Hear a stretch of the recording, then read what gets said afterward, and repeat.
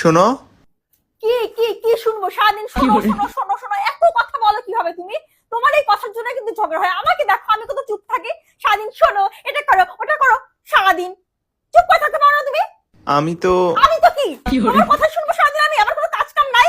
তোমার কথা শুনতে হবে? এইভাবে তো ঝগড়া হয়। আমাকে দেখো, আমি কত শান্ত, কত সুন্দরভাবে কথা বলি, কত চুপ থাকি সারাদিন। শোনো শোনো শোনো। আরে ভাই, এটা প্রতিদিনের কাহিনী, টেনশন করার কিছু নাই, সব ঠিক হয়ে যাবে, রাখলাম। এই কার সাথে কথা বলতেছো? তোমার দুলাভাই, আমার ভাইরা। ও আচ্ছা, তা কি বললো দুলা ভাই? তোমার বোনের সাথে তোমার দুলাভাইয়ের ঝগড়া লাগছে, এখন খাইতেও দেয় না, বাইরে ঘুমাইতে দেয়। এর জন্য তোমার এত খুশি লাগতেছে কেন? আরে আমি ভাবছিলাম এই কোম্পানির প্রোডাক্ট শুধু আমিই খারাপ পাইছি, এখন দেখি এই কোম্পানির সব প্রোডাক্টই খারাপ। हम इसका पति है, हमको सिर्फ फांसी का सजा चाहिए।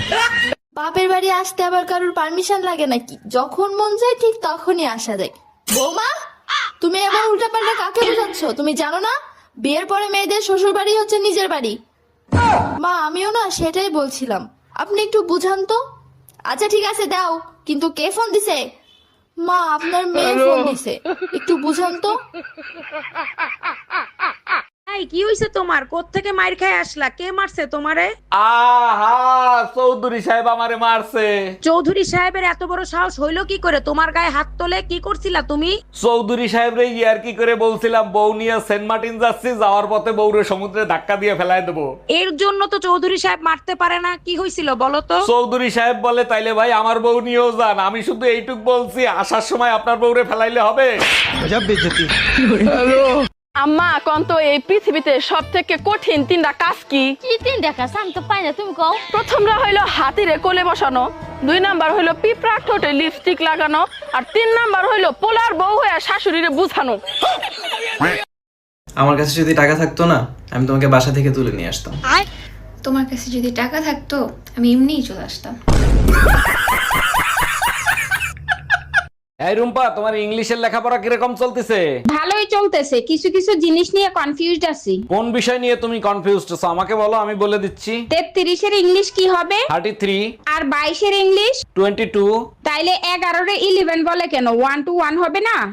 हम इसका पति है, हमको सिर्फ फांसी का सजा चाहिए।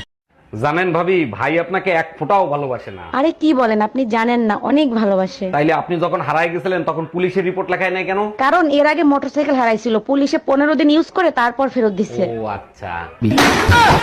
তুমি মসজিদে নামাজ পড়তে যাও না হুজুরের সাথে গ্যাঞ্জাম করতে যাও? হুজুর জিজ্ঞেস করছে জুম্মার নামাজ শেষে কোথায় যাবেন, আমি বললাম কবরস্থানে যাব। এর জন্য তো হুজুর রাগ হতে পারে না, কি হইছে সেটা বলো। হুজুর বলে আরবিতে বলেন, তখন আমি বললাম ইন্না লিল্লাহি ওয়া ইন্না ইলাইহি রাজিউন।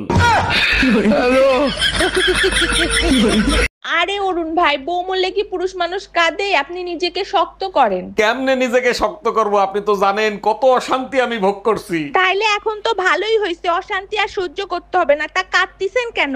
আরে ভাবি, ওটা আপনি বুঝবেন না, এটা খুশির কান্না। শোনো, তোমার রিপোর্ট আসছে, তোমার একটা কিডনি নষ্ট হয়ে গেছে, ওটা ফেলে দিতে হবে।